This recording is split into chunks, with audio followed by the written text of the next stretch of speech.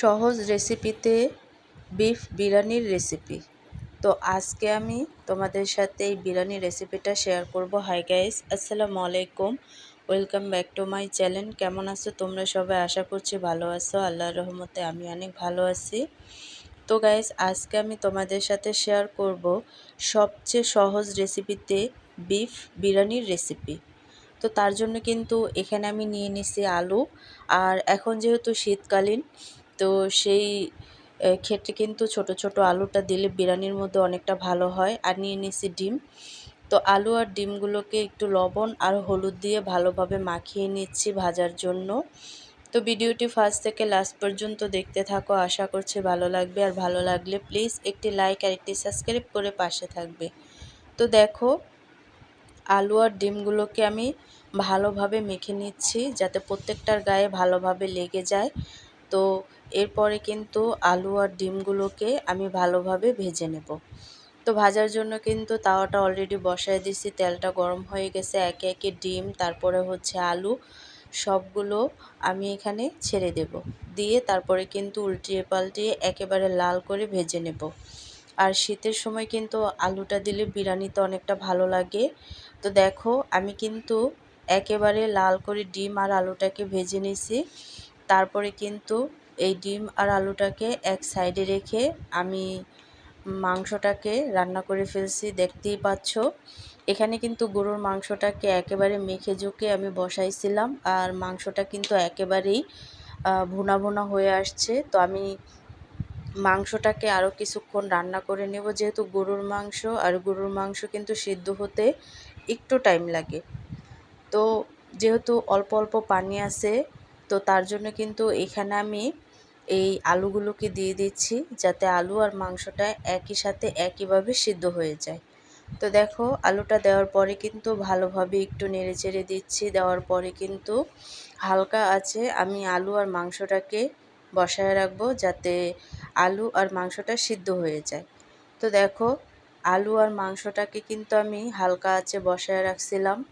তো ভাজা ভাজা হওয়ার পরে কিন্তু তেলটা ছেড়ে দিছে। তো এই পর্যায়ে এসে আমি কিন্তু আরেকটু নাড়াচাড়া করে তারপরে কিন্তু আমি পোলাওটা রান্না করব।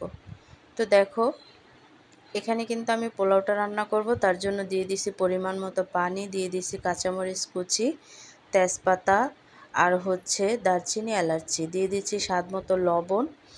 তো দেওয়ার পরে কিন্তু এখানে আমি যে মাংস থেকে তেলটা বের হয়েছে আর কি, মাংসতে আমি একটু বেশি করেই তেলটা দিছি যাতে ওই তেলটা আমি এই বিরিয়ানির মধ্যে দিতে পারি।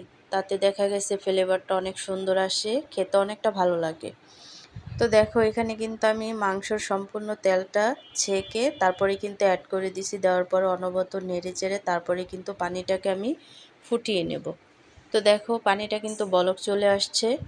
এই পর্যায়ে এসে যে চালটাকে আমি ধুয়ে ঝরা দিয়ে রাখছিলাম, সেই চালটা কিন্তু সম্পূর্ণটা এখানে আমি দিয়ে দেব। দেওয়ার পরে কিন্তু অনবরত নেড়ে চেড়ে নেব আর চালটাকে কিন্তু বলক তুলে নেব। আর বেশি একটা সময় লাগবে না বলক চলে আসতে। তো দেখো, আর অনবরত নেড়ে চেড়ে তারপরে কিন্তু আমি চালটাকে বলক তুলে নিছি।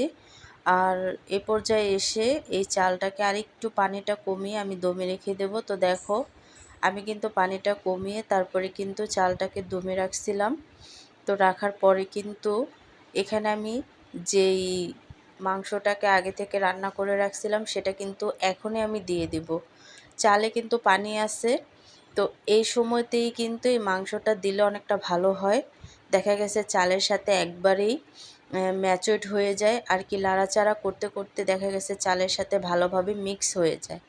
তো দেখো, মাংসটা দেওয়ার পরে কিন্তু আমি কিছুক্ষণ ঢেকে রাখছিলাম। তো পানিটা একটু টেনে আসছে, আসার পরে কিন্তু আমি চালটাকে নিচের থেকে উপরে উঠিয়ে দেব, যাতে নিচের চাল বা আশেপাশের চাল যদি কাঁচা থেকে থাকে সেই ক্ষেত্রে কিন্তু এই চালটা নেড়ে চেড়ে দিলে অনেকটা ফুটে যায় আর মাংসের সাথে খুব ভালোভাবে এই চালটা মিক্স হয়ে যাবে।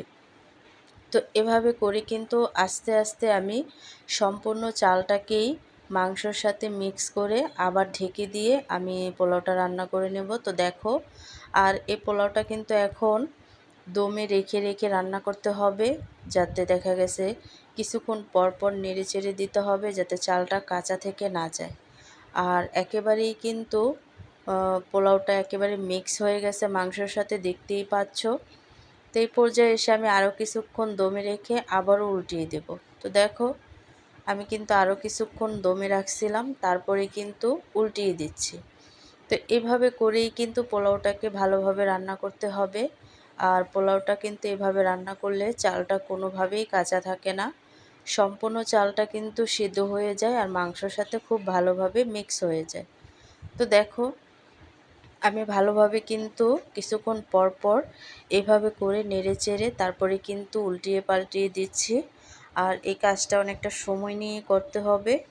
তো দেখো পোলাওটা কিন্তু আমি আরেকটু দমে তারপরে কিন্তু এখানে আমি কিছু টিকা ভেজে নিচ্ছি। আর এগুলো ভাজা হয়ে গেছে। তারপরে কিন্তু আমি টিকা আর ডিমটাকে পোলাওর উপরে দিয়ে দিছি। আর দেখতে কতটা লোভনীয় লাগছে দেখতেই পাচ্ছ। তো এই শীতের ঠান্ডা ঠান্ডার সময় কিন্তু এমন বিরিয়ানি হলে কথাই নেই, সবাই কিন্তু অনেকটা পছন্দ করে খেয়ে নেবে। তো আমি পরিবেশন করে নিয়েছি, দেখতেই পাচ্ছ। আর কতটা কম সময়ের মধ্যেই বিরিয়ানিটা রান্না করে নিয়েছি, আর দেখতে কতটা লোভনীয় হয়েছে দেখতেই পাচ্ছ। খেতেও কিন্তু অনেকটা টেস্টি হয়েছে। তোমরা যদি বাসায় একবার হলেও ট্রাই করো তাহলে বুঝতে পারবে যে বিরিয়ানিটা এই শীতের মৌসুমে খেতে কতটা টেস্টি হয়েছে। আর শীতের দুপুরে কিন্তু এমন গরম গরম ধোয়া ওঠা বিরিয়ানি সবারই অনেকটা ভালো লাগে আর খেতে অনেকটা টেস্টি লাগে। তো আজকের রেসিপিটা কেমন লাগছে অবশ্যই কিন্তু কমেন্টে জানাবে। তো অন্য কোনো রেসিপি নিয়ে তোমাদের মাঝে আবার চলে আসব। আজকে এই পর্যন্তই। সবাই সুস্থ থাকবে, ভালো থাকবে। আর এভাবে করে শীতের দুপুরে কিন্তু তোমরা এই গরম গরম খাবারটা অবশ্যই ট্রাই করবে। আল্লাহ হাফেজ।